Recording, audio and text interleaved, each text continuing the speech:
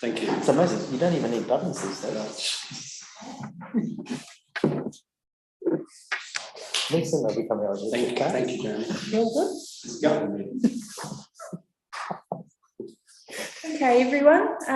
Welcome along to this afternoon's Risk and Audit Committee meeting, and welcome to everyone in the room, councillors, mayor, councillors, and our staff, and Ellen from the news.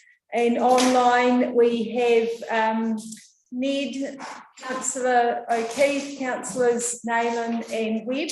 Welcome. Can you hear us okay at your end? Oh, getting the thumbs up, that's wonderful. Thank you. And I just want to introduce Prue's with us today, is doing our governance secretary role. So I just ask for, not because we've got you, Prue, but I just ask that everyone's a little bit patient with us at this end of the table while we try to capture everything for Gina, who is not with us today, but will be in charge of the minutes going forward. So with that note, I will get the meeting underway. Thank you. And I'll firstly call for apologies. And I have one apology from Councillor Howard. Would somebody like to move that way? Deputy Mayor Basher, seconded by the Mayor. All in favour? Aye. Any against? Thank you. Carried unanimously. Just for those councillors and Ned online, if you just wave out if I don't pick you up, I'll be relying on Douglas and Prue at this end to help me identify you on screen. Okay, so members' interest is the next agenda item. Do any members have any interest in the papers before us today? No, so we'll resolve that there are no members' interest to disclose either financial or non-financial. Would someone move that way, please? Councillor Bartlett, seconded. Councillor Grafton, all in favour? Aye. Any against? Carried unanimously. Thank you.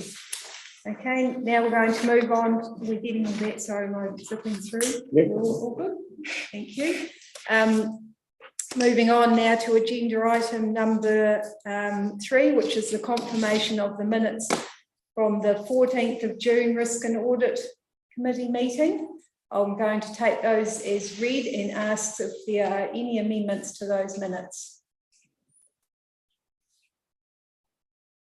Councillor Sampson. Page 17. Yes. I left the room at 4:56. I knew it was. What were you up to? Oh no. So you did return. So that's an amendment. We'll give you 2 minutes. Everybody else. Close enough. Two, perhaps 3 minutes. Okay, thank you, Councillor Sampson. We'll have those amended accordingly. Thank you. Any other amendments to those minutes? Where is it? Is it really? Whereabouts? I couldn't find it. Page. Yeah, we've acknowledged that. Councillor Sampson left, but is now coming back with an amendment. So subject to that one amendment, just checking around, no other amendments to the minutes? Oh, just on page 19. Yes. Oh, they've got the underpass.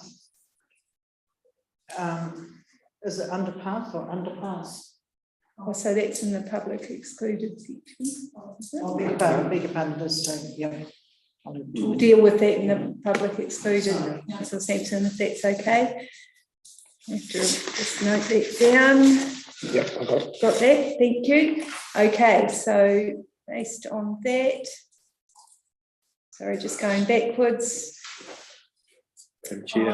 Yes. Oh, sorry, Councillor Reid. Just regarding Councillor Sampson said, although it says public excluded report, it is here in the item section, item number 14, another report to come on the underpath. So the question is do we correct that here, or do we wait later? Because I'm reading it now in the public, on the public domain. No, it's not. No, it's not. It will be in our set, and we can see it, but I don't think the public can see it. So I will take it in the public excluded Okay, section. But thank you. Confirmation. Yep, no, we've definitely taken public excluded.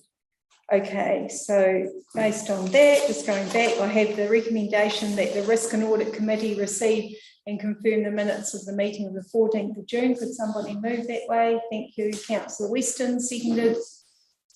Deputy Mayor Basher, all in favour? Any against? Right, carried unanimously, thank you. So now I'm on page 21. 20, page 20. 22. 22. Oh, sorry, no. So Chair, just questioning this document. Yeah. Are you introducing that or not? No, No. I'm going to deal with that right now in action points. Thank you.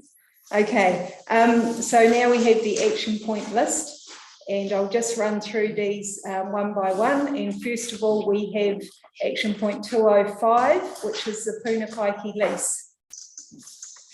So we have a number of updates we've received. This is one that's been on the book, so to speak, since December last year. So I'll refer to Douglas for this, as you've updated us with a comment. Would you like to speak to that, Douglas, please? Thank you, Madam Chair. The item, when it comes back, is going to need some decisions, which really are more appropriate for the council to consider. So what I just suggest is the committee are happy, we just ask this to be added to the council's action points as opposed to saying on the risk and audit action points. So just further to that, you may recall we've had a discussion that there will be quite a lot of work to be done, perhaps one might say, around camp leases in general terms leading into the long-term plan. And so I would support Douglas's recommendation to move this to the action point list of full council, but I'm opening that up for any discussion. It will definitely appear on that action point list, so it will all, and I'd like it to appear in its entirety with all the history around it, is what I would suggest. Moving on to council. Happy to receive it. Thank you. Okay, any discussion on that particular item? No? Okay, we'll take that as being moved. And then projects and partnership report update. Now, this is the Waimangaroa Hall. And I will defer either to Douglas or Mike around an update on this particular Mike. So, good afternoon, everybody. Waimangaroa Hall, we've now had a set of documents come back from the architect that's put through. I've sent them through for Tony, to the mayor and ourselves. We've still got to review them. I've only just come back off sick leave. Apologies to everyone, but I need to get down and have a good look at it. There's a couple of things in there that I think do not relate to the building consent directly, and they're nice to have and nice to do. So I've just got to tidy that up, get that sorted out, and hopefully over the next week or so we'll be able to get that finalised in a firm price, expected price moving forward to finishing that work up to the building consent requirements that we put through and that have been granted for that. Okay, so when that report comes through, what process will you bring that back to council? So we'll probably bring that back to full council in the interim, because it has a cost associated with it, and it was always planned at full council, came through full council, so we'll bring that to probably the August council meeting. I don't think we'll have it prepared in time for the new council meeting on the 31st. It will depend on the building consent officer going through the document as well to make sure we're meeting his minimum requirements, and then getting the numbers associated with that reference. Okay, so after hearing Mike's Any update, questions on yeah, that? any questions from councillors? I'm looking to Councillor O'Keefe or particularly, or Councillor Sampson. Oh, no. Hello, sorry, Yes. Mike. I was just really, I read your email today. I was just really wanting to keeping the subcommittee updated on this, because they've sort of been left hanging since the 2nd of June. I have sort of filled them in to where we're up to about a week ago, but I think we probably should, if you could formulate a email to sort of let them know. No problem. Yeah, I'll try to go outside of it all in the morning. yeah, great. Thank We'll you. note- Thank you. We'll note it's being done. Councillor Simpson. No, I was just waiting. Waiting, okay, all good. Okay, thank you, Mike, for that update, and I'm sure full council will look forward to receiving that report, as will the Waimangaroa community. Mr. Mayor. Is this going to transfer to the full council action point? See why it was on RAC. Because it came through projects and partnership. Oh, yeah. All the reporting flowed through projects and partnership, and that's why it came back through RAC. Yep. So you make a good point, though, whether or not this thing should go on to full council, because you will have to report to next RAC, it seems. I'm reading it. It's going to come down to whether council wants to commit additional funds to finish the work sooner or later, or spin it out over a longer period of time. So it might as well come to full council. Okay. So I think we should also, and once again, with the entirety of the background behind that action point, if that could move over to full council. Is everyone happy with that? Great, thank you. And then the last one, we've got the reserves contribution information paper, and you will note that table today is a paper. Now, I'm not going to discuss this as such because you haven't had an opportunity to actually read through it and digest it all, but I think that this has been presented today in order for you to see that work is being done on it. So we're going to hold that paper to the 30th of, no, that is up to the 30th of June, to the next RAC meeting, but feel free to put forward any questions in the meantime, but that will come through to RAC in August. But that's to give you just an update to show that it has been worked on. Thank you for the team for putting that together. But as it hasn't actually made quite the cut for the meeting, then we'll defer it to next month. Any questions on that without diving into the actual paper, which we all need some time to have a look at? Okay, happy with that update? Okay, subject to those 3 updates on the 3 points on the action list. So just to sum that up, action point 205 regarding the Punakaiki lease, action point 208 regarding the Waimangaroa Hall will move on to full council's action point list with all the background detail, and action point 215 paper table, but it will be in the actual RAC meeting agenda next month. So with all those, I'll put the draft recommendation that Risk and Audit Committee receive the action point report for information. Could I have a mover? Councillor Fallett, seconder. I'll look to the screen if anyone's up there wanting to second. Oh, Councillor Webb, thank you. All in favour? Any against? Carried unanimously, thank you. Thanks to the team for the updates here. Okay, now I'm going to move on to agenda item number 5, which is the audit plan report, page 24.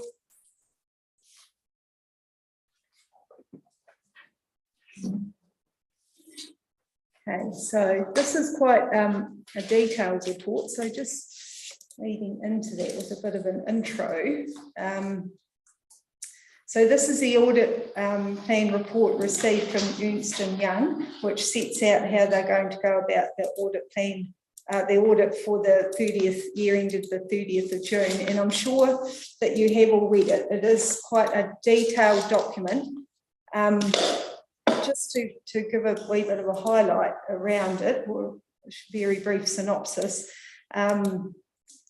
So that just saying that it goes on to say that EY conduct their audit in accordance with the Auditor General's auditing standards, which incorporate international standards of auditing in New Zealand, and that their audit will be conducted to provide reasonable assurance that the financial statements and service performance information for the year ended 30th of June 2023 are free of material misstatement. There are some additional standards which they have to adhere to this year, and one primarily around risk assessment, which is ISA New Zealand 315, and you'll you'll probably see that the impacts of that are listed out on page 10, and it's quite detailed around how that will impact on the audit this year. So that will be an additional body of work this year that the auditors haven't had to include in other years. And then another highlight just on page 3, just around infrastructure assets and changes in fair value. And the reason that I particularly mention this is it does have an impact on agenda item number 7, which is the asset accounting policy, which we will discuss a bit more when we get to that, just around fair value assessment. So that's a very short update on what this all means, but I'll just go to you, Douglas, just to add anything else that you might want to before I put it out to councillors for discussion. Thank you. I think, I'm not going to add anything to it. I think, auditors, it's great to get the outline of what their focus is against the committee, something to understand and see where their interest is. I mean, the things I probably get most interested in about those industry standard interests that they're looking at. I mean, it's also helpful from our perspective, understanding some of these technical accounting changes and where they're coming from too, because when you're bringing a new accounting standard in, with no disrespect to us accountants here at the council, that's something that we obviously have to get our head around once a year with annual reports, but we do look for how auditors will interpret and get sort of assistance where they're able to on these type of accounting standard issues, which need to be done because of the council being a public authority under the Local Government Act. A lot of these standards, at the end of the day, yes, they make a difference in terms of improved transparency and disclosure, but do they make a difference to how the council operates? Yes, some do, most, they're just about disclosures, which is really important. But again, we just don't spend a lot of time in reality on it. So it's good to get it, but really we now look forward to working with the auditors to deliver a audited annual report by the end of October. Thank you, Douglas, for that further update. I'm going to ask if there's any questions with regard to this particular paper. I'm putting it out there. I don't have anything. It's quite detailed. Nothing there. Okay. So the draft recommendation is that the Risk and Audit Committee receive the following report relating to the Ernst & Young audit plan for the year ended 30th of June 2023. Someone like to move that way? Councillor Fowler, seconded. Deputy Mayor Basher, all in favour? Okay, have we got all? Yep, everyone on screen. Carried. Sorry, any against? Sorry, I forgot to say that. We're all in favour. Carried unanimously. Thank you. Okay. Now we're going to go to page 47, please. And this is the audit management report. And this is the follow-up from, let's see, get to what page. Okay, so this is a follow-up from our audit from last year and the action points that have come through from that, and we've been provided with some management commentary around it, and this is just our way to monitor that those points that have been brought up in the last report are actually being actioned as we go through, rather than just pull it out of the drawer when the auditors are due back again. We want to make sure that that ourselves and management are progressing on the recommendations that have been brought forward from the last audit. And you'll see that there are open recommendations, and then we've also got the list of those that have been closed off as matters progress. Douglas, is there anything you'd like to add to that? I think there's good progress being made. Yeah, Mitchell, we did, Neil Wickenberg, who's written the report, just did a wee bit of a change of format just to make it hopefully a little bit more fulsome for you. I think that was some good changes he's implemented there, and obviously just keep making sure we knock off the concerns that the auditors had and make those improvements they're suggesting. We deem them appropriate. There's one or two that obviously we're not in agreement with, but they're reasonably minor. But Okay, thank you. So I'm taking that report as read. Are there any comments? Councillor Reedy, thank you. Last page, I just want clarification, please. When you say last page, sorry, I'm just looking for thank it now, you. sorry. No problem. We have 54? 53. 53. 53, my apologies. Management comment, council has considered using spot rates in the past. To reflect the spot rate in our view does not reflect the long run effective cost, etc. But under the status closed, council will use the spot rate from 23 onwards. So at one stage we're saying under the comment that we don't feel it reflects the long run, and then we say we're going to use the spot rate. Why the variance, please? Lynn? Yeah, I could speak to this, Madam Chair. Certainly when council builds our long-term plans, we use those long-run rates to forecast the change in those budgets. What the accounting standards, however, say is that as at the annual reporting time, we must use the spot rate at the time. So we actually had a discussion with the auditors and said to them at the time of completing the audit, we actually think that the accounting standard is not really appropriate and accurate. However, they said, well, that's what the standard says, and if you don't comply with the standard, you'll be tagged like we have been in this audit management report. So we've said, okay, for annual report purposes, we will use that rate, but for our long-term planning and our future look, because we've got some quite long-run asset management plans around the long landfill provision, that is the thing we'll do for budgeting. So we'll always have a variance to report on at the end of the year if that's the case. So I think we're trying to get the best of both worlds and be practical here. So it's just a simple requirement of the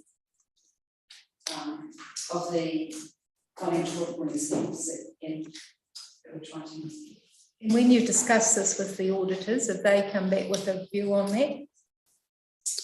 Well, we are following what they think is what we should do. So, we're happy with that, even though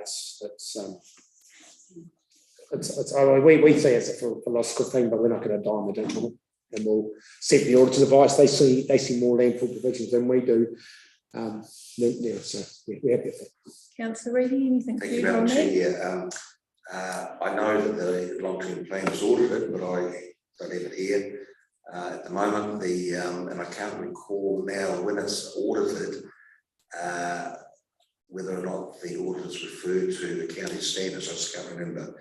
So, but as far as the county standards are concerned, they're the gospel, I'm afraid to say, and we don't deviate from those, regardless of how we feel about those standards. They are part and parcel set by legislation in effect, even though they come from the XRB.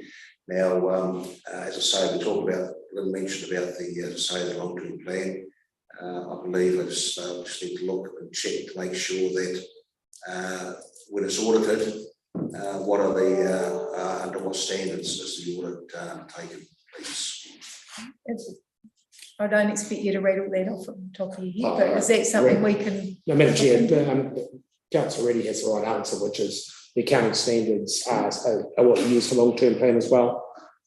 So there's no change. You don't have a different financial reporting disclosures for your long-term plan compared to your annual report. Otherwise, you would have quite significant changes. Where Mrs. Brooks made the point is that if we did do that, then we were reporting against it.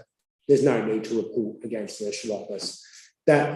Interesting, I had a good discussion with the auditors a couple of days ago, and where long-term plans do have a little bit more flexibility is because there's a lot more uncertainty because it's up a 10-year period. And so you may end up in a discussion, and this is probably where this interest rate did come, where a longer-term interest rate over a 10-year period, as opposed to this, what would the cost be today to fix the problem, which is where the spot rate comes in terms of the standard and where the annual report would sit. So there's a wee bit technical exchange we're just having on it, but it just highlights probably where, when you take our view on a long-term plan, which is slightly more sort of assumption-based as opposed to annual report, what the facts are. Okay. Sorry, Madam Chair, Yeah, just no, very just- quickly, has answered the question. As far as going out further, Treasury release and BDC being a public benefit entity, just like the public service to a certain extent, there are, I can't remember the term now, but as at today, there's the present value from memory of future costs, which is brought back as at today. I can't remember the terminology, but those are the sorts of that's the sort of information that I would have thought we use in the long-term plan. So that when we do that as at today, and we look at the 5 years hence, I know that I appreciate the significance of the first 3 years, and that is really what the auditors are looking at to a certain extent. But I don't believe my question has been answered, and that is, can't remember what it was now. With regard to the long-term plan, In terms of yeah. long-term So, plan, are we subjected to the auditing standards in the preparation of the long-term plan? Yes or no? okay, so I think Yes, yes, we are. So, yes, we are. And to help out one more, I think you probably are aware of the terminology, but what local government uses what are called the bill adjusters. That's right. And bill work for local government as an entity and provide these adjusters. So we utilise those adjusters for predominantly around inflation. So we use them when we're setting the long-term plan over the 10-year period. I'm pretty sure there's an interest rate revenue one in there as well if we decide to use it too. so I think really, if I'm to sum all that up, Councillor Reedy, what you're looking for is to ensure that we are meeting the standards for the long-term plan as well as for the annual plan and annual report, because we're getting quite technical for everyone here. So just in order to bring this to a close, to a satisfactory close, so you feel like you've had the answer you're looking for, I'm just wanting to wrap this up. Lynn, one last go. Thank you, Madam Chair. Could I suggest a solution that Yes. might help Councillor Reedy and us to move through this? Would be is there a request help therefore to update the management comment that's in this report? Well, that would help, but I think there's also some surety required around the long-term plan. Is really what Councillor Reedy is also looking for here. Please, very quickly. Yep. It's not really what I'm looking for, it's just a comment about the long-term plan that's in here. Linda's quite rightly pointed out that perhaps we either remove any reference to the long-term plan because it is covered by auditing standards, and therefore the spot rate and what have you is applicable. Okay, well, So that maybe satisfies everyone. Does that satisfy? You going to move? You may. Thank you. I just wondered what there's 5. There was 11 improvements and 6 have been completed. Of the 5 that aren't completed, when the auditors come back, how will they view the fact that those 11 improvements haven't all been completed? Fair question. I'll just sum up. I'll just finish off with before that. We're going to alter the commentary around that particular closed item and to take out reference to the long-term plan. We all agreed on that? On that one? Thank you. Thank you. Sorry, Deputy Mayor. There are often some still open when the auditors come back from previous recommendations, and that's usually a discussion with the auditors at that time to talk about what the progress has been made. Douglas, is there anything you'd like to add to that? Yes, Madam Chair, if you refer to page 49 by way of example, like the first one there is we recommend the council should form reconciliations, fixed asset registers. To close that off adequately, auditors need to see evidence of it during the year. So that's part of what will close that one off. And they would report accordingly on their management report follow-up. Like the second one in terms of internal policies, we'll work through those policies that we've reviewed and actions underway. So it's an evidence-based action we need to provide, and the other 3 there, I won't go into those details, but they'll do, and then they will report to the council on what they've seen as part of their 23 annual report closure. So as long as they see progress towards, they're okay. Absolutely, yeah. Yep.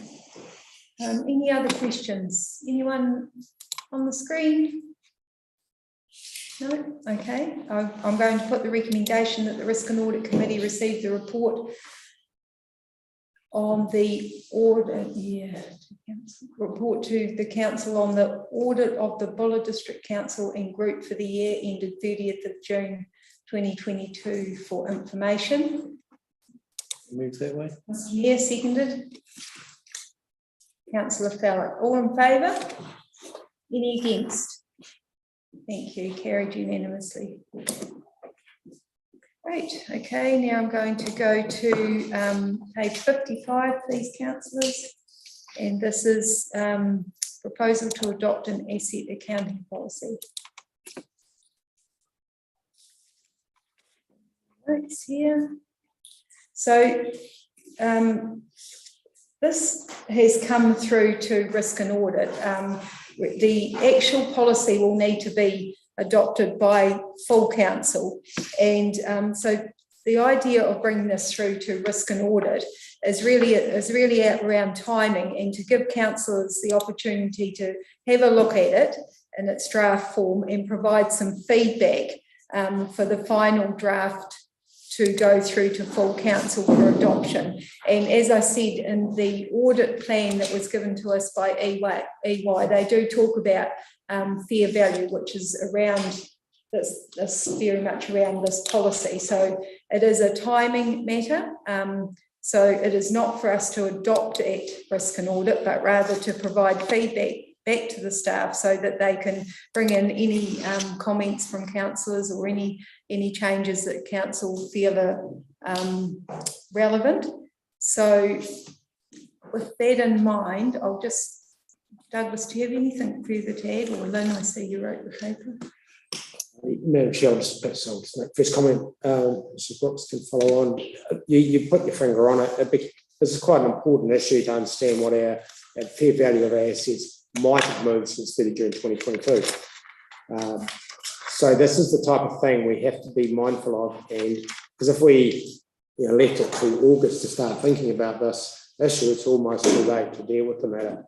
What's come out of it usefully, Mel Sutherland, who did the base report with Mrs. Brooks, found this very useful other council asset policy, which we thought was really good from our own perspective, but it also allowed us to look at the indices and look at any other information we've got available and just see what we think is moving in terms of market indices. So if you take it on a March to March, so March 23 to March 23, that's the last full 12 months, yes, there's probably a bit of an issue there.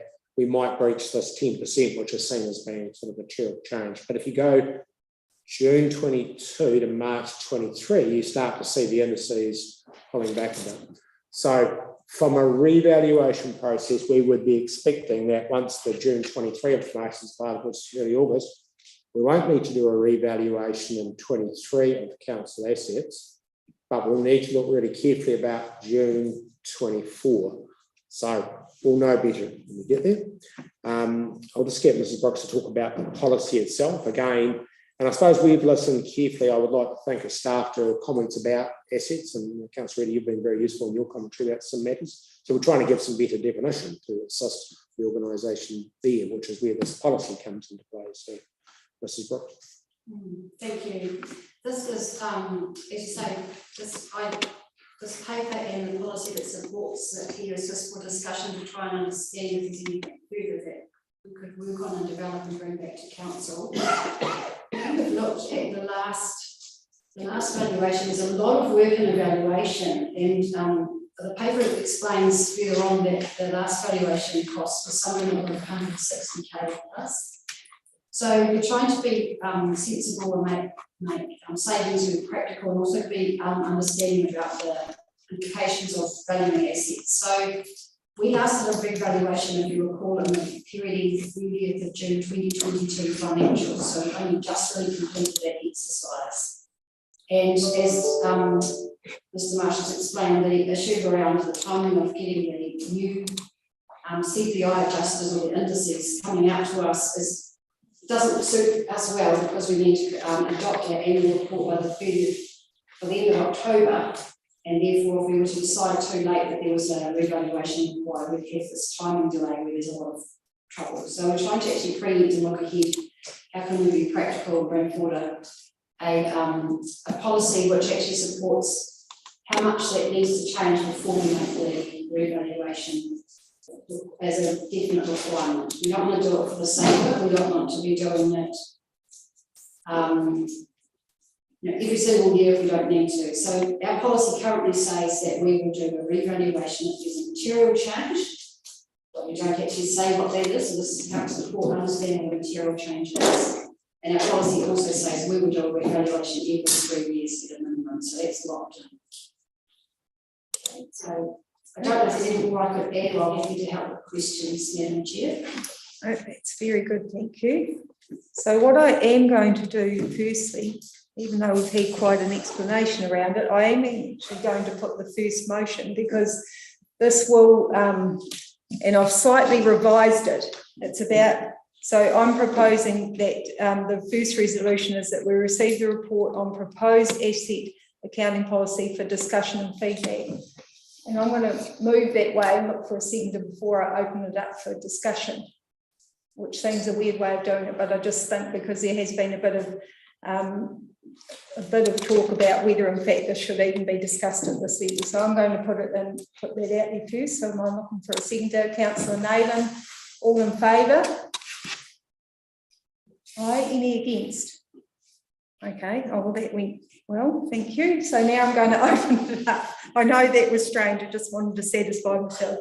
Okay, I'm now going to open it up for discussion. So any questions? Councillor Reedy. Madam Chair, I wasn't aware we already had a policy on assets, so asset accounting policies. So any chance of being able to see that policy, please? I understand this is over and above. It's just adding some more certainty around the existing policy. I'd like to see the policy as it is now, please, so I can look at the variances. And one other, if I can, before you say, we're looking at let's bring in some kind of some new ideas in that. I'm not sure whether or not we're still looking at talking about the 3-year review, which is, I can't remember who completes it now. $160,000 cost. I don't know, and this is saying we're still going to do the review every 3 years. Are we going to do our own? Do we still bring on an external party, or we're doing our own review in terms of revaluation? And I would also like to see, if I can, the last revaluation undertaken by a independent party, just so I can get a feel for how they undertake their revaluation. I'm guessing that it's like a RV. They just look at the overall. They don't go and drive the roads, if you like.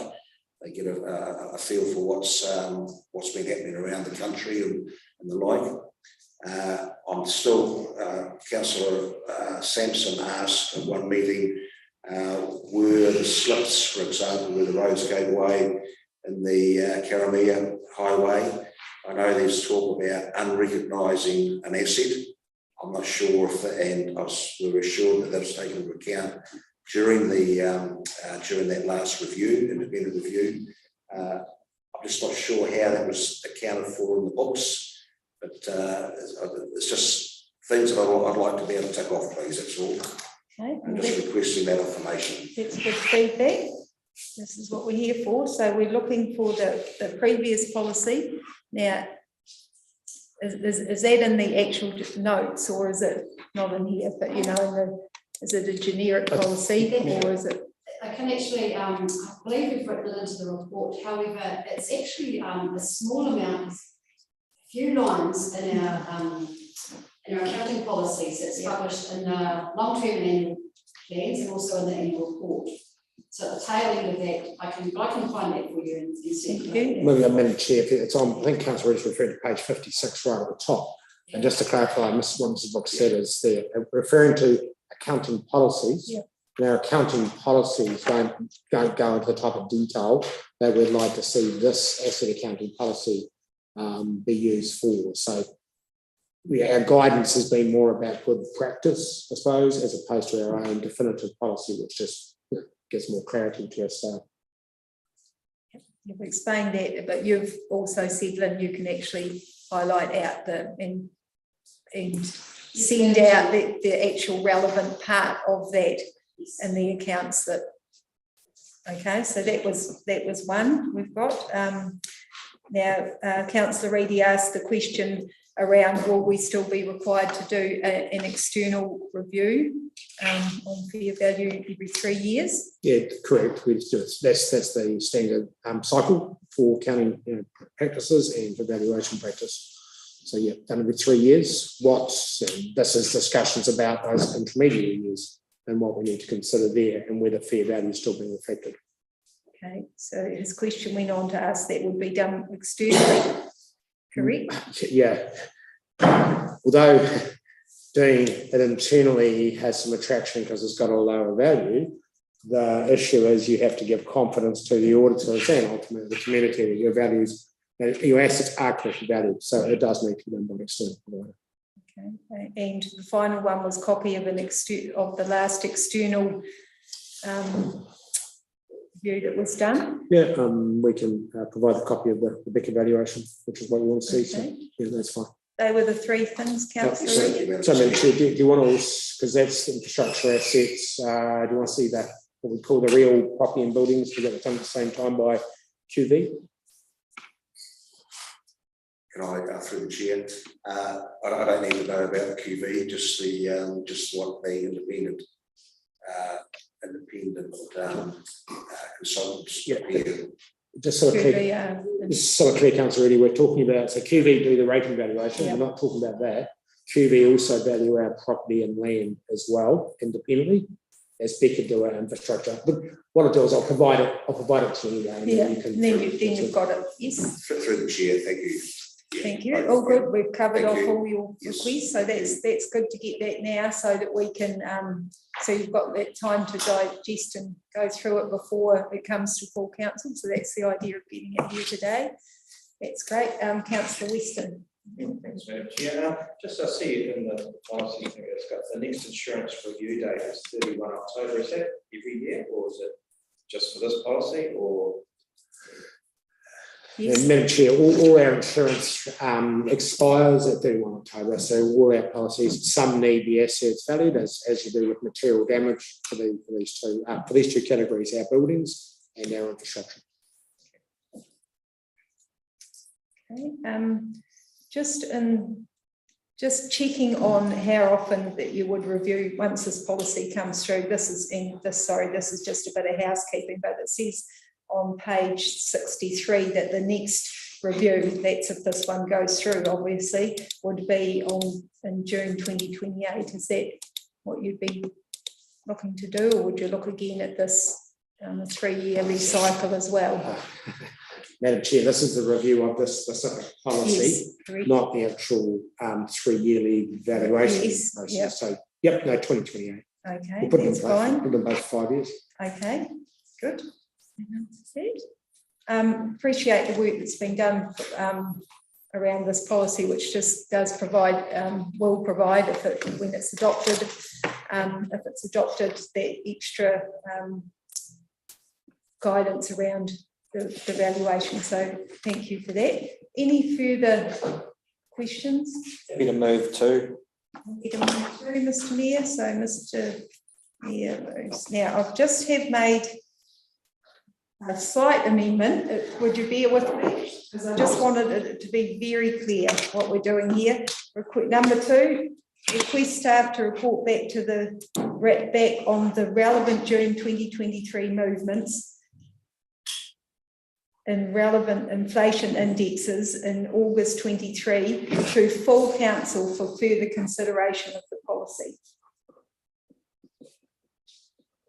So just so it's saying that it's not coming back through to RAC. This is so that information will go through to you at full council for further consideration.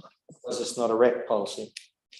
No, because RAC would have to make a recommendation to full council to adopt the policy. We can't adopt the policy in RAC. So I just wanted to make that. I mean, feedback could come back through RAC again, but then it's another meeting and then another meeting after that to go to full council for adoption, formal adoption. Fine. Are you all right with that amendment? It sounds clunky, I know, but that's how it is. Okay, moved by Mr. Mayor. Thank you. I know. Going well here. Seconded by Councillor Weston. All in favour? Thank you. Any against? No, carried unanimously. Thank you, and thank you for that good discussion and feedback. I'm sure that will help the staff going forward. Okay, so now we're going to go to page 73. Just going to whiz over here. Oh. And this is the strategic risk register. So just Douglas is in the team, Douglas and his team himself have done a lot of work on updating all the elements of the risk register, all the various risks that have been identified while trying to encapsulate feedback that councillors have given over the last few meetings, and also just to highlight that a full review of the actual risk register, so these are comments from it, will be done and conducted in October. Is that correct, Douglas? And I just had a question around that. Were you considering at that time, and we councillors that were on council when we did the last big full review, we had an external facilitator come in and assist with that. Are you looking to do that, or are you thinking this would be something that you would manage yourself? Madam Chair, no, yes, looking forward to doing that same independent approach done 3 years ago. I think there's real value in that. Yeah, it was, yeah, I'm sure councillors will find that. So that was just my question. So I'm going, anything you'd like to add before I put it out for discussion? Madam Chair, I suppose one observation I'd make is actually, I found putting this update together actually was what was useful is that the council leadership team and staff meetings have really been talking about all these risk and identification issues, which is quite useful. Like the one there on the first one there on the Westport Airport runway, that was an exchange between myself and the airport manager down there on another matter, which you know, I knew, I was sort of aware that this monitoring, and I was just really rapt to know he had their own systems down at the airport to making sure.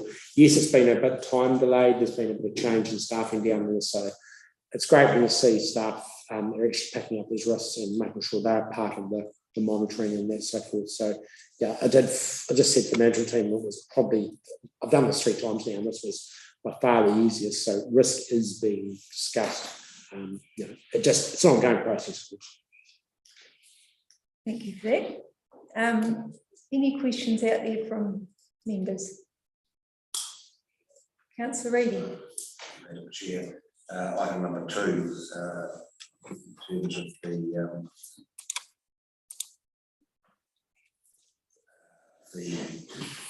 landfill. Oops, sorry, I lost my apologies. Page 74. Page 74, I've got it on. Number 2, recommendation. Then we've got 2.2. 2.2, please. Page 74. Further work's been undertaken identifying the risk in terms of landfills. So that's kind of open-ended, right? Just a bit further work identifying this risk as required. So what further work's required, what's been undertaken? Through Madam Chair, I mean, the comment there is meant to highlight that we need to have a full list of the landfills that we're aware that will sit in riverbeds, so that we can have that discussion about the information we hold, what we maybe don't hold in some of them. So just having a full disclosure list is what that's saying. So is that being worked further to Councillor Reedy's? It will be as part of doing the update process. In October. Correct. So that information will be available at that point in time? Correct. We're part of that workshop process, because this was a new risk in essence rolling out of this item. So it needs more work done on it. Because this is an item that has been discussed in the last couple of meetings that we asked to go on the risk register. So what you're saying is that that information's being gathered as we speak, and that it will come through to October. I mean, I look at Mr. Williams. I mean, there will be, I'm sure, identification of some of our landfills, maybe they're all there, but I think it's because it became a topical point update, fair enough too. Then we just need to make sure we have racked our files and systems to see what we've got. Okay. That seems very prudent. Are you Anything I've got some more, please, Madam Yes. Chair. If I may. Fire away. Number 3 on the same page. Yes. About the flooding. The council is represented on the Buller Flood Resilience Group, which Mia has left, which will respond to this funding proposal. My understanding is the council have 2 representatives on this particular group, and there's at least 3 outside of the Buller region.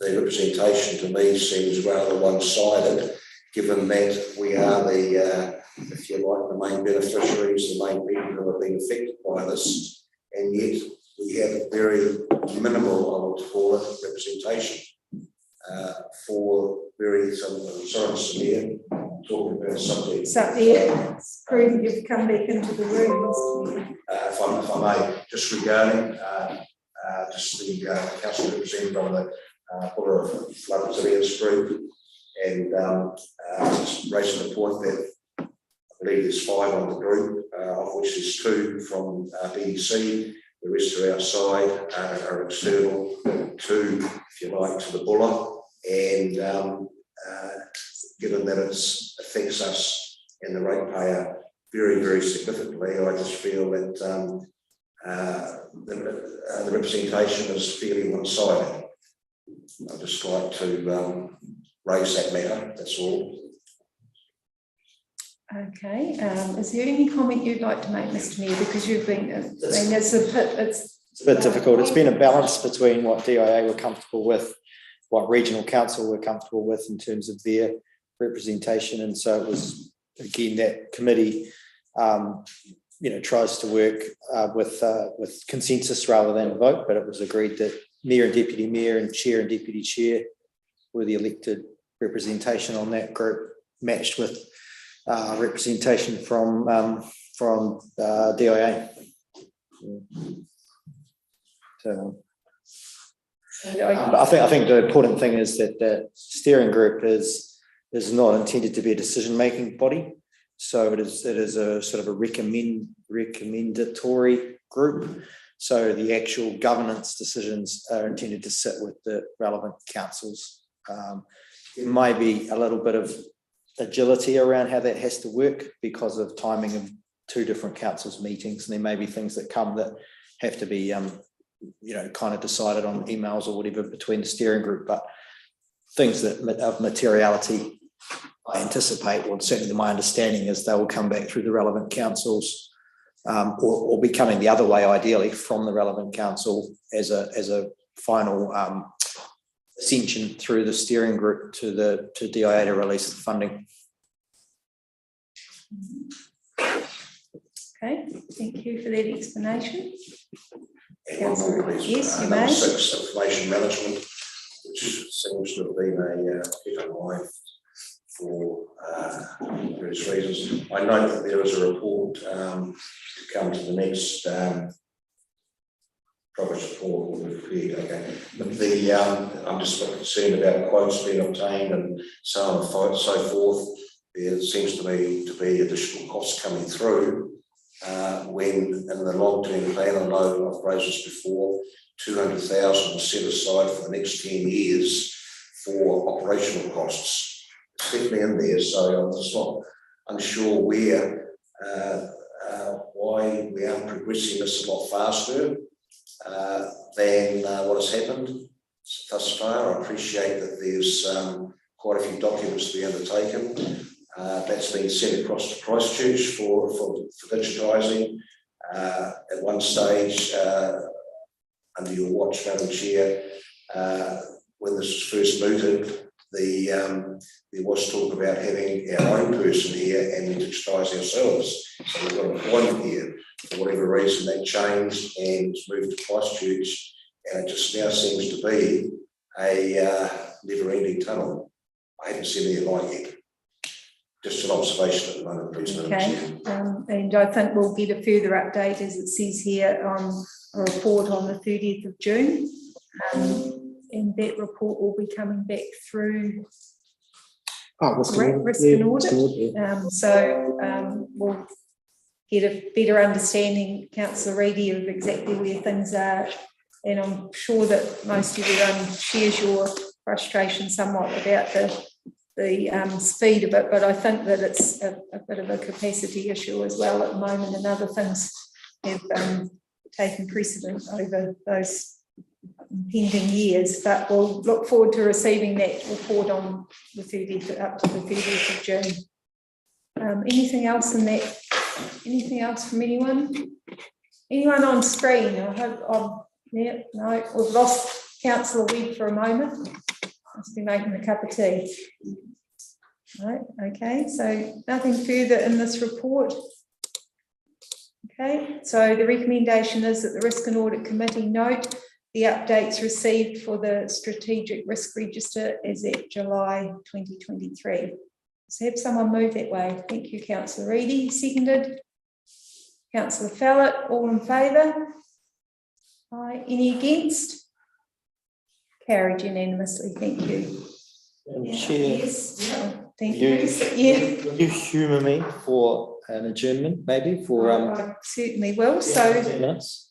I'm just going to move to adjourn the meeting for, we'll call it 15 minutes. For those that are listening online, we will be back, let's call it 4:45. Thank you. I'll move to adjourn the meeting. I might need a seconder to adjourn that meeting. Councillor Reedy, just have to wait to... Well, it can be left going. I mean, it's not... You want to leave it going? Yeah, it's great. So I'm encourage those online to stay. So the reason for the adjournment is just we have a guest, Mayor Sam Broughton from Selwyn, who's passing through. You may recall Sam is a candidate for LGNZ Local Government New Zealand President, doing a bit of a roadshow around the region, and on his way through to Nelson this evening, and just asked for an opportunity to address you. As you know, I've told Sam we've already given him our ascension, so he better not blow it today. There is still time to bring a special paper and get voted. So yeah, Sam, just the floor is yours. I don't know. We have Sam, perhaps You might want to come over here so that people on screen can also see. Welcome along, Sam. It's just an opportunity to meet Sam, and then we'll carry on with our meeting because we might be a wee while yet. Okay, floor's yours, Sam. Thank Jamie. Thank you, Chair. Tēnā koutou katoa, everyone. Thank you for adjourning your meeting for a few minutes. Kia ora koutou those online. Ko Tawera Te Monga, ko Wainiwa Te Awa, ko Cressy Te Waka, no Darfield Ho, ko Sam Broughton Toka Wingua, no rā tēnā tēnā tātou katoa. Nā mihi mana whenua te rohi, and yeah, thank you for allowing me the time here. What a great place for a start. Enjoyed Punakaki's part of Bulla on the way. Only the best part. Didn't blow it early. And had a wee walk on Charleston Beach as well on the way up. So a couple of great stops. I'm the Mayor of Selwyn. Know Douglas really well from time across there. And at the moment looking forward to thinking about the future for local government for Aotearoa. I'm excited to stand for President, and thank you very much for your support as a district. I'm keen, actually, part of coming is wanting to listen and kind of understand as much as it is to show my face and let you see me. So be keen to understand if there's one or two things that you think are really important for LGNZ and the sort of national story around what local government means to be heard by me today. And if there is, create that space for you to share it. Otherwise, I'm a husband of Liz, who's a massage therapist, father of Elliot, who's 5. I got on council in 2010 and have been there for the last 7 years. I'm really passionate about local people having some local say over things that need to happen, and also creating strategic long-term visions that create steps on the way to getting to that long-term vision, so that we don't just get distracted by things that might seem really urgent or pop up, but are able to respond in a managed way to where we want to get to, as well as creating the capacity to be able to be in an emergency space at the drop of a hat, because that happens to us all the time, and you guys have felt that pretty heavily over the last few years. So, is there anything that you think I need to hear as involved in LGNZ? I'm currently Vice President of LGNZ, and so those conversations are happening all the time. The national space, what does Bulla need or want to say? Colin. Thank you, and welcome to the board.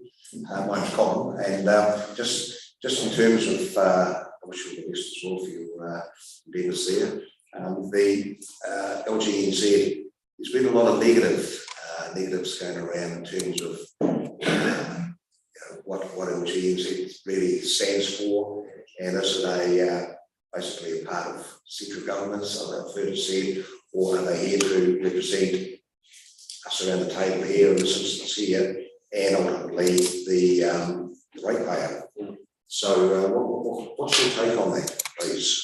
I think LGNZ has a credibility issue and needs to understand that and rebuild that from its members' point of view. So there's different views about LGNZ from different councils around the country. And over the last 3 years, there's been a few reasons for that. In my family, in my community, and in my council, COVID caused a whole lot of conversations that were about hurt and division. And LGNZ and councils around the country, I know, they weren't immune to that conversation. That means now when Jamie walks into a room of mayors, or if I walk into a room of mayors, it's not just Sam and Jamie that they see, it's actually this baggage from the last 3 years that's with us as we walk through the door. If we don't try to heal that, so acknowledge what's gone on and try and heal that, we're going to end up in a space where Three Waters becomes a lightning rod for everything. And as soon as you say Three Waters, everyone goes and reverts back to their 2020 selves. And we're in 2023 now, and the worst thing that could happen is we get to 2030 and someone says Three Waters, and every council decides to go their own ways into their own corner again. So as president, that'll be the first thing we're trying to address, have an all of sector meeting that talks about the past, acknowledges the hurt that was caused and some of the things that went wrong, but then also says, look, we've got to forgive and we've got to move back together. If we want to have credibility with the government, then there has to be a united local government sector and united local government voice into things. And I think the future for local government encourages us to have regional-ish type discussions. It might be regions or sub-regions or something of a greater size than we are now. The government's not going to have 78 bespoke relationships with every council in the country, but they do want to have 15 or 16 different relationships, and the spatial planning stuff and RMA sets up that type of number, and the Three Waters, now the affordable water reforms now sets up regions working together. That's kind of good for them. So I think we need to now think about how we do that from a local government perspective. And both National and Labour have said they're not interested in a conversation on the side of the election around the future of local government. So that gives us now 3 or 4 months to work together as a sector to say, right, what does coming together look like? How do we want to do that best? And the way that will look on the West Coast might be different than the way that it looks in Canterbury, which might be different than the way that it looks in Hawke's Bay. But we've got to get to a similar sort of size around a region-ish space. If we can't do that, then we're just going to get more of the government telling us the way that we're going to end up working, which I think won't end up in the best interest of our communities. So yeah, I'm keen to see a change in the amount of money that is spent locally too by of public money. So I kind of feel like at the moment government collects and spends over 90% of public funds, and local government's less than 10% of public funds. So if we could see a 10% change in the way that that works, it would be a 100% change for local government. We wouldn't be able to handle that straight away. We got to work to that over a number of years. But I don't think expecting a 10% change from government is actually too much to us. And the way we do that is the credibility, as I said before. And I think the Mayor's Task Force for Jobs sets a platform for local government achieving central government aims and outcomes. So MSD's role, MSD funded, but local government actually delivering the jobs piece. Let's do that for education, for housing, and for welfare.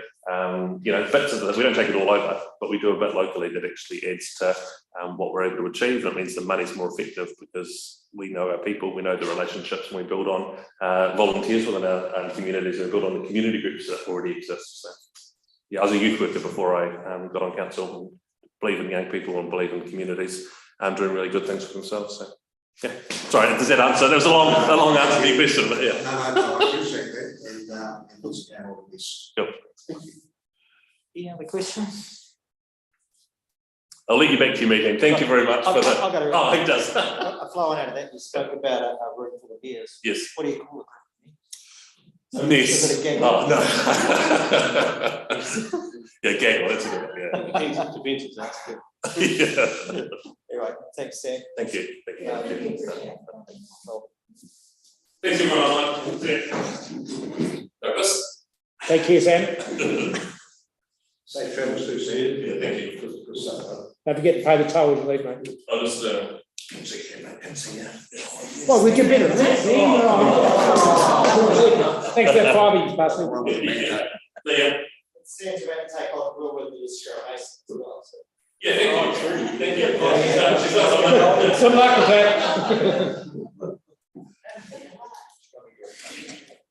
Wow, yeah, it was a whirlwind presentation, but There was the youngest mayor very in New enthusiastic. Zealand when he was first appointed 7 years ago.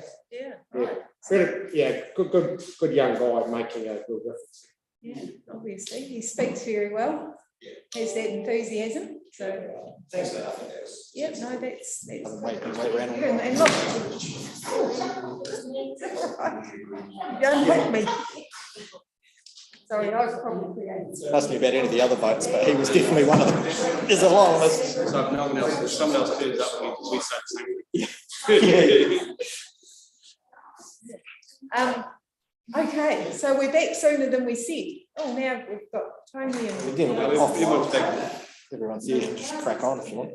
Yeah, so we adjourned the meeting, so now we'll have to open again. So I'll open the meeting again. I need to move that way. Is it? I better move to open it. We adjourned, so I suppose we would word it. Convene at. Okay, so now we'll get back into it. We're on agenda item number 9 now, which is the Port and Dredge Operations Report. I've written myself about this. So I think Douglas, you might be able to provide even more update around, I noted in here around the harbour master and what's happening there. But anyway, I'll put it over to you for anything further before I put it out to councillors. Please. Thank you, Chair. Yes, we should be close, hopefully tomorrow, to being able to conclude an appointment on harbour master. So that will be very useful. Balance of the balance report is read, suggest. Okay, so I'm taking it as read, but I'll open it up for any questions or discussion. Councillor Reedy? Cheers. 2 questions in the main, please. Yes. One about the harbour master replacement. I'm only, it's an only inquiry. There was talk perhaps, are we actually looking at a harbour master being stationed here in Westport? Are we still looking at a shed between Greymouth and Westport? I have heard that being floated. Madam Chair, I haven't heard that. The answer, the appointment, the applicant that if we reach an appointment on will be based in Westport and will be moving to Westport. I'm happy with that. Thank you very much. Yep. And one other question, please. 3.2, just the harbour structures, the blue shed. At the moment, I see trucks, Johnson Brothers trucks, trotting past Russell Street on a regular basis, and they are stockpiling obviously mineral sands for later on. Now, I'm not sure about the wharf sheathing, how that stands up, but there's, I mean, a ton of coal and a ton of sand, mineral sands are the same, but in terms of volume, obviously we put more volume of sand than we can of coal. So there's a lot more weight being positioned onto that land. And at the moment, we're being told that the boat or the barge will be coming in August. That's about a month away. Now, I know that there are people out there who look at, go on to Google, look at airspace, the planes in the sky. Others look at vessels on the ploughing the oceans. And I understand the boat that has been looked at for mineral sands that can be printed on this is still in the Philippines, moored in the Philippines. Now, if it's in the Philippines, that means we're looking at about 2 months to get it from the Philippines down to Westport. Then obviously we have to do the trials and what have you. Then on top of that, they have to, mineral sands have to charter a boat, a vessel to carry the sand from the barge.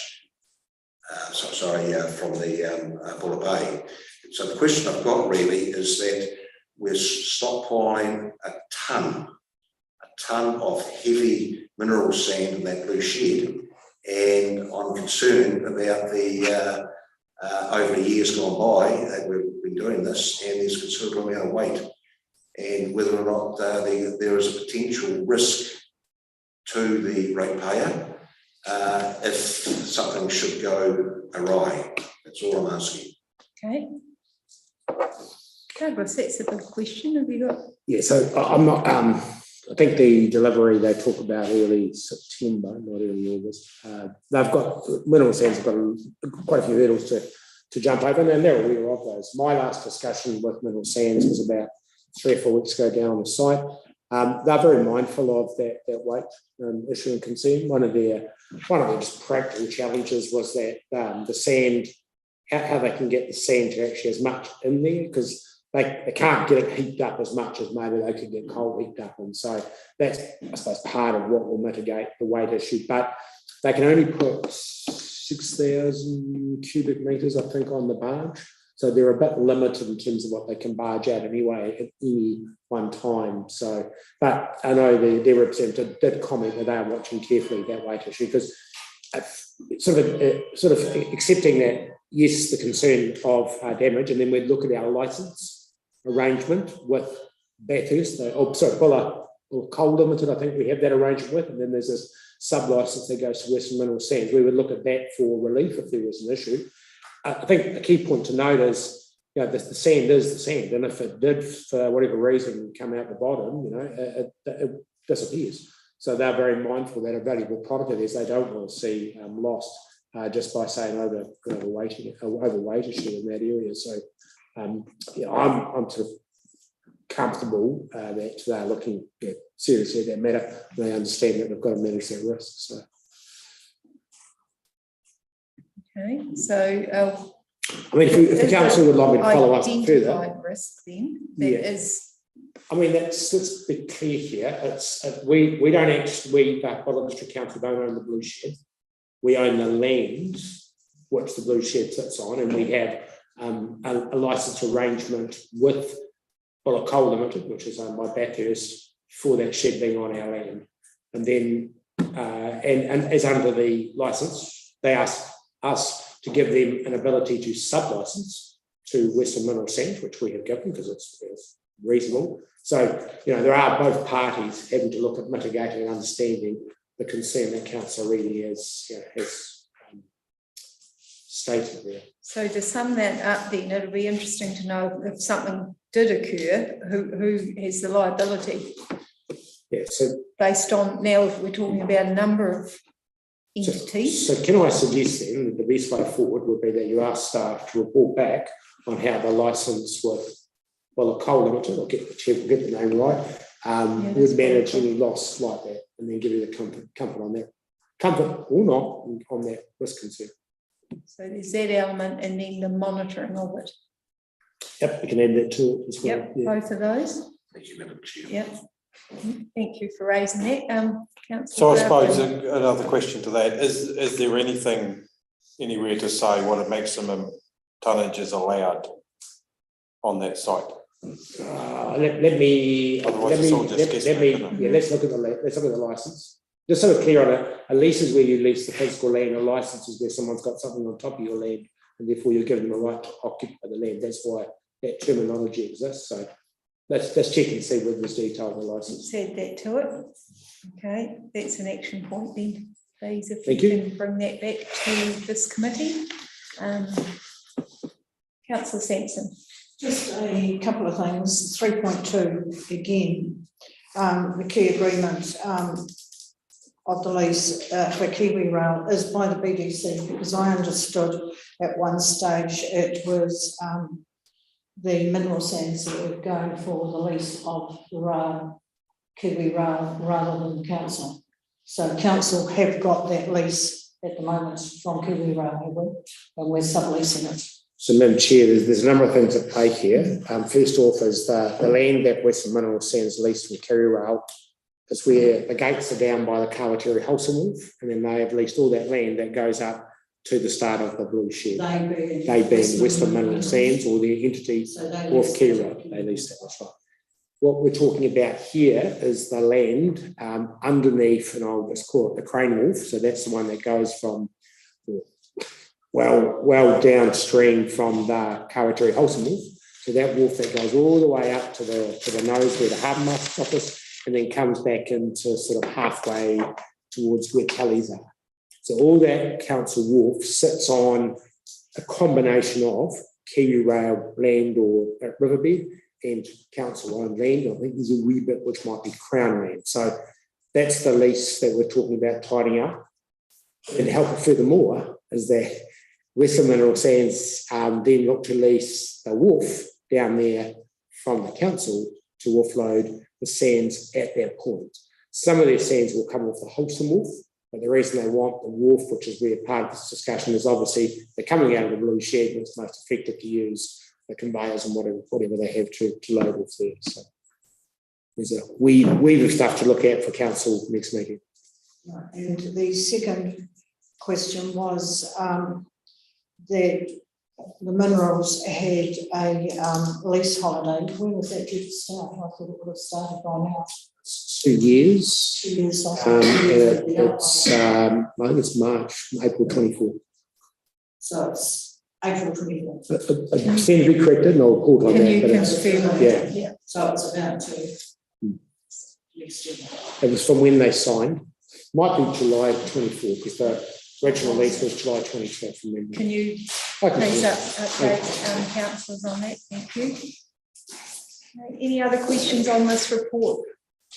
Councillors, anyone on the screen? No? Okay, so we'll go back to the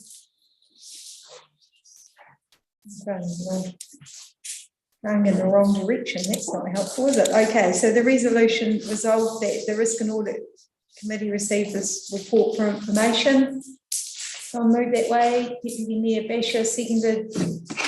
Councillor Sampson, all in favour? Aye. Any against? Thank you. Carried unanimously. Okay, now we're moving on to page 83. And we have the monthly financial performance report, and thank you very much to staff for, not sure if this is you, Prue, or who, for the, all being handed out the A3 sheets to make it easy for us with older eyes that need to be able to read it properly. Okay, so quite a detailed report. Thank you to Neil and Lynn and the team for putting this together with the commentary. And I also would like to say thank you to the councillors that have put their questions forward in advance for staff to do some research on that. That's very much appreciated. So I am going to ask if there are any opening comments from staff, or take it as read and we'll ask questions. Yes, okay, so I'm opening it up for questions from councillors. I'm going to look to the screen first. Anyone out there in IT land? No, okay. Anyone, any members in the room? There are some questions come through. Satisfied? Your answers? No, no questions. So I'm going to put the recommendation that the Risk and Audit Committee receive the operational performance report to 31st of March 2023 for information. Could I have a mover for that, please? Councillor Fell, seconded. Councillor Weston, all in favour? Any against? Name recorded, please. Thank you. Councillor Reid against. So that motion is carried. Thank you. Okay, and we're going to move on now to the investments and borrowings report, page 91.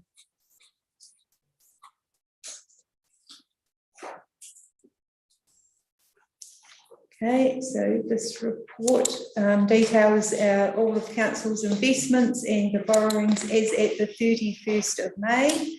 The report is taken as read. Any further comment to add, Lynn? No, thank you, Madam Chair. Okay, taken as read then. Opening it up for this. Oh, hello, wait a minute, what's happened up here? Who signed out? Have we signed out? Signed out because we currently signed in on another device. Okay. Can councillors still hear us? Are they online? Yeah. Is it the YouTube that signed out? So can you look on YouTube? Yeah, it still seems to be online. Okay, cool. just go okay then. Don't know what happened there. Does it mean that somebody that was watching signed out? Doesn't matter. As long as we're still Was there live. someone watching? Of course, I think it could be the cheap Zoom that stopped after an hour or something. couldn't be. You might get cut off there, councillor O'Keefe. You better watch it. Okay, well, we've still got you all there, so that's the main thing. So I was saying we're on the investments and borrowings report. I think everyone got that bit, didn't they? I'm opening it up now for discussion. Councillor Fallon. On page 92 at the bottom, I just wanted to clarify, it says compliance with financial strategy, net debt limit set in the long-term plan. The financial strategy of council is that net debt is more than 25 million at any given time. Currently, the council's net debt is 17.3 million. Is it you say that net debt is not more than 25? Yeah. Absolutely is meant to be, that it is not. It was a very bit of a slip there. It was either or, wasn't it? Yeah. Well spotted, Councillor Felder. I had that in my note as well. So yes, not more than 25 million. And so that note there was added just around including that strategy, so councillors and the readers of this report understand that. So appreciate that for being added in. Any other questions around this report? Welcome, Councillor Howard. We've recorded you as joining the meeting now. Okay, no further questions on that. I know it's where you've just walked in, Joe, but we were up to page 91, which is investments and borrowings report. If you happen to have anything just off the cuff on that one. But You're item 11. okay, so we've got the resolution here. Resolved that the Risk and Audit Committee received the investments and borrowing report to the 31st of May 2023 for information. So moved by someone. Councillor Fallett, seconded Councillor Nayland. All in favour? Any against? Carried unanimously. Thank you. And we've got Joel in count now. Councillor Howard. Okay, now we're moving on to agenda item number 12, which is page 101. And this is the Risk and Audit Work Plan. I know you'll be all becoming very familiar with this work plan, which sets out reporting and monitoring and assurance items that we have coming up. I'm going to put it out for any discussion. Councillor Sampson. On the long-term plan, from July through till December, it's got preparation and adoption. What was actually meant by that? I think I probably could say preparation, and adoption at the end. I think that would be more appropriate. I think that so would we'll be. make that change. And I Well, think no, the question I'm asking, how is it going to be done? Because you're wanting I detail. want the detail, but in fact, my understanding is that the long-term plan is a council document, not a staff one. And the way I picked that up there is it's going to be driven mainly by staff. And I don't want to go along the lines of our annual plan again. I want to make sure that we as councillors, and in particular the new councillors, know that the long-term plan is a council-driven plan rather than a staff-driven plan, because we've got new councillors here who are probably unaware of it, and I think it's essential that there's good consultation within our communities, that we can do So, with the long-term plan, so that's why I'm asking what was meant by that. rightio. So I think we've got two things here happening, Councillor Sampson. These bottom items here are to give councillors at risk and audit an idea of what's coming up. So that's one part of it. And I will acknowledge that preparation and adoption, even that, though you didn't bring that up specifically, I think that wording needs to change. Then the other part of it is the long-term plan or process or procedure. And because that isn't fitting under here, it will be a full council. I guess that there will be a plan coming through for approval around how that process or procedure will roll out, and I'm not sure at what date you would bring that forward. So, Madam Chair, we've had a number of staff meetings just to get ourselves now moving into the long-term plan process. But you're quite right, Councillor Sampson. We are now setting up our workshop stream with councillors for two key things. One is the long-term plan, and secondly is the rates review. So the long-term plan, we've had a look at the process that was followed 3 years ago. As you say, Councillor, they're quite involved in there, and so that's the process we're looking to follow. The issue that we've been just trying to get clear in our own minds is one of them has been the Three Waters issue, and we've now got some direction on what that means. And that's quite sort of tricky nationwide. And we're just trying to just get clear in our own minds, because there's a lot of work that goes on to support what council decisions need to be made, and just making sure we've got that work underway to do with particularly roading and making sure our assessments are getting ready so that we can respond to the queries. But yeah, you'll be finding the workshops for long-term plan will start probably early August. Yeah. So the workshops for councillors to understand what a long-term plan is. There'll be a combination of workshops, including that information as to what it means, and then setting the scene in terms of engagement processes, and then obviously trying to determine what those big meaty issues we'll need to consult or highlight for consultation. And just to assure everyone, the process for the long-term plan will follow a special consultative process, because that's how you prepare this. We don't have it will be a consultation process. Correct. So to get ready for that consultation, when do you expect consultation to take part? So everybody to get on board as to what you're likely to consult with, how and why. Madam Chair, there'll be a pre-engagement process which will start sort of effectively in August and go through as long as we think we need to do that pre-engagement, because really pre-engagement is really any ideas that start to work around, and then the actual formal process will be a mark to May process once we've adopted, and then we'll go through the hearings and deliberations and decision-making process that we follow. Yeah, but I'm concerned there needs to be quite a bit, and we've talked before about how consultation hasn't worked in engagement, and I'm more interested in what and how we're going to do to improve either or, whatever you want to call it, engagement, consultation, and I feel that's extremely important that we get that right.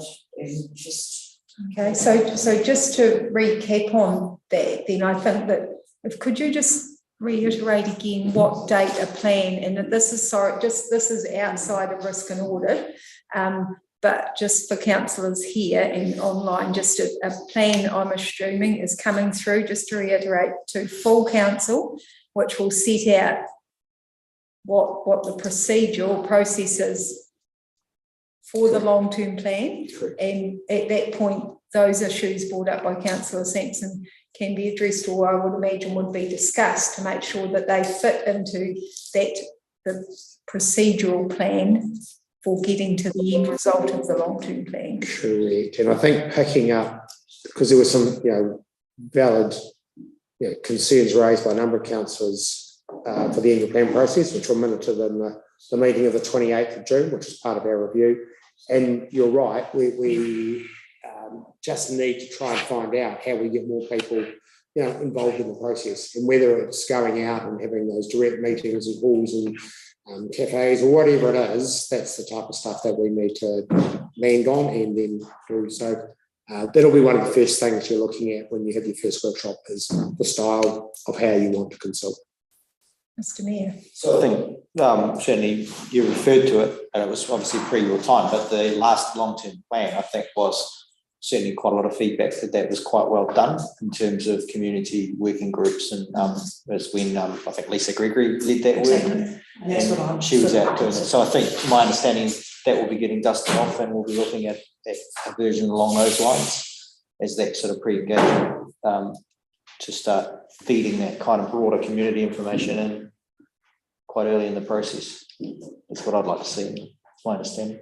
Yeah, probably why I'm asking, because she did it the last time, and in fact, we had that successful one in Carolina that had really good engagement.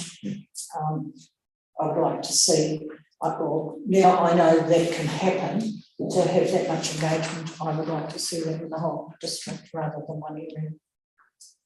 So it will be important when you discuss it at full Yeah, council that you see that all built into but that's what the it's in the plan, and I understand it's all part of it.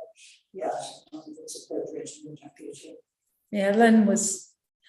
Excuse me, Madam Chair, so one thing that may assist is just to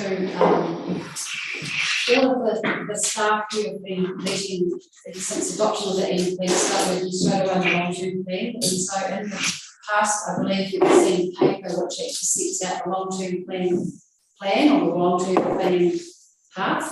So I suspect you're asking for that to come back quite soon into the council, which is just the paper outlining that, and we're scheduling workshops and the like, so that we've got clarity about when we need to be involved in that. Is that what you're asking? Yeah, because what I'm saying here and concerned about is it's staff-led rather than council-led. Yeah.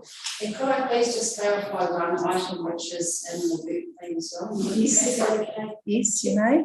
There's a note to say that we'll provide a set of full year financial statements to the August RAC. We won't actually have those all drafted, which is we'll have some capital information for you, but we won't have the full financials by the time of the RAC meeting. That's something that there's a lot more involvement, so we'll be bringing those to you for adoption later at council and even through September. Could I please ask for that to be noted? Douglas, have you got anything further on? Thank you for that, Lynn. No, that's what's identified a key point from my perspective too, so thank you. Yeah, and because there are a number of end of year adjustments being made, I think that would be normal process around that particular month. Thank you for that. Okay, I'm going to put the resolution that the Risk and Audit Committee received the Risk and Audit Work Plan for information. Move that way. Councillor Fallett, second. Councillor O'Keefe, all in favour? Aye, any against? Thank you. Councillor Levy against. Carried. Okay, I'm going to move on to the last agenda item before we move into public excluded, and this is on page 103 and is the Projects and Partnership Report. You will all be becoming very familiar with these reports. I just want to say that we are somewhat, as you know now, out of sync with the Projects and Partnership meetings, and that we're getting the minutes like a month after. So we get the minutes now for the ones that we already looked at last month. I need to work through how we're going to make that a little bit less clunky, because it's, I don't know that it's actually helping getting them after we've discussed them. But anyway, I'll talk with Douglas through on that, and we'll see what we can do to make that better. Because the Projects and Partnership Committee met on Monday this week, so obviously those minutes can't make it through to here. So we a little bit at cross purposes, but anyway, here we have the reports that that particular committee did receive, and I'm going to work through them as I normally do, which is one by one. And I'm going to start firstly with the project report on flood recovery. So this is page 109 and this is the return to service work package. And I'm going to, as we do these, I'm just going to take them all as read, but ask for any comments for clarity or discussion, and then as we do them, we'll just move it through one by one. So that's the one I'm starting with first, if there are any questions around that particular one. No, thank you. That's progressing well, and without having the people that wrote them in the room, but I'm sure we could pass on our thanks that we're receiving these detailed updates. And likewise, if Councillor Grafton or the Mayor have anything to update that might have come out on the Monday meeting, that would be helpful. So anyway, moving next to page 113, which are the Three Waters storm water and drainage project, another NEMA betterment project. Any questions on this particular one? Once again, this is also progressing well. Any questions out there? Nope. Mr. Mayor, on that one? I'm not sure, is the contractor ready to be announced on who got the pump station lifting? Is that public or not? We're certainly advised to our meeting, but. Yeah, I don't. I think it can be, yes. So West Reef have got that one to lift the affected pump stations around town. West Reef. Oh, West Reef, okay. Design build. So that was that one. That's an update there. There's an update from there. Thank you. The other stuff's pretty self-explanatory, I think. That's good. Excellent. So I'm moving on now to page 117, which is the infrastructure strategy, recovery, Westport Wharf repair and reinstatement. Quite a very major project of nearly $6 million. Project manager Phil Rossiter, he always gives a good update on where things are at. Progressing well. Everything looks to be where it should be. Anything to add there, Mr. Mayor or Councillor Grafton? No. This is where it would be helpful to have the minutes the other way, but anyway, that's right. Next one, page 121, which is flood recovery, return to service, package 10, and this one is pretty much closed off, if I read it correctly. So that one's complete. It's really only staying in there so that we keep track of the unspent contingency, I believe, that one, because we will be looking to reallocate that at the time is right. And that those reallocations have been approved on other projects, haven't they? So there's every reason to think that they would get approved, isn't it? Yeah, that's my understanding, NEMA, of that view. Yep. Okay, thank you. Any questions? No, great. Okay, next one is the infrastructure strategy, recovery, reef and campground stock bank. This looks like it's all but done as well. It's another good news story. No questions?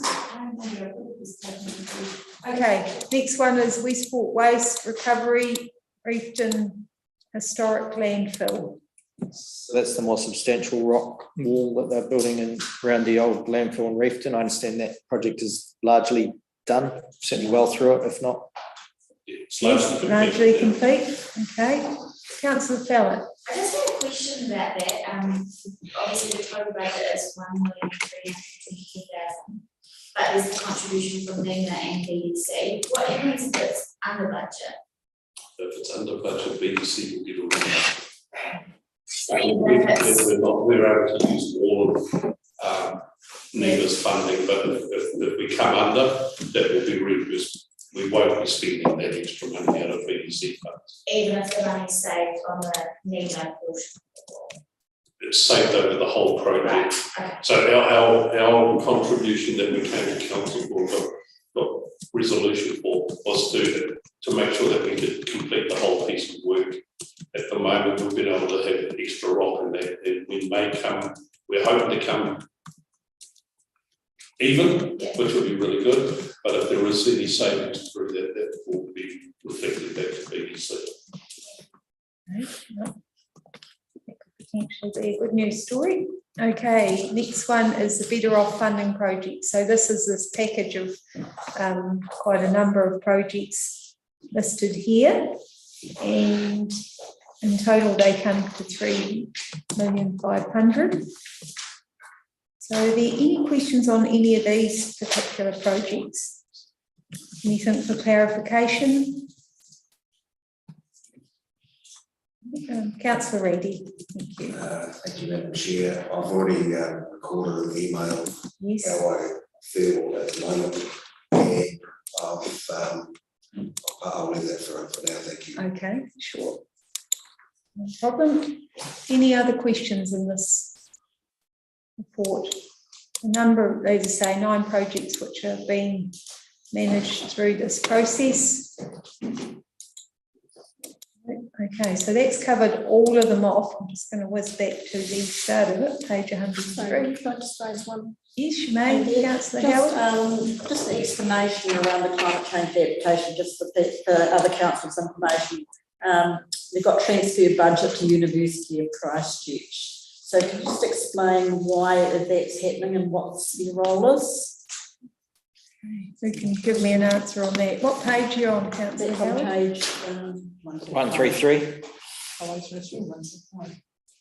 I don't have a whole heap of detail on that because there was the person that had all the IAF stuff wasn't actually able to attend that meeting the other day. But my understanding is there is, and I don't understand all the parties in the breakdown, but that there's a contract that we are contracting University of Canterbury to do around infrastructure modelling and like a tool that maps and overlays infrastructure that's at risk from climate change across the district. I'm not sure or if it's the whole district or Northern Buller or where exactly it is, but it's to feed into a tool. It's got some kind of name, but it's a computer model thing that Canterbury University, one of their innovation teams had been developing.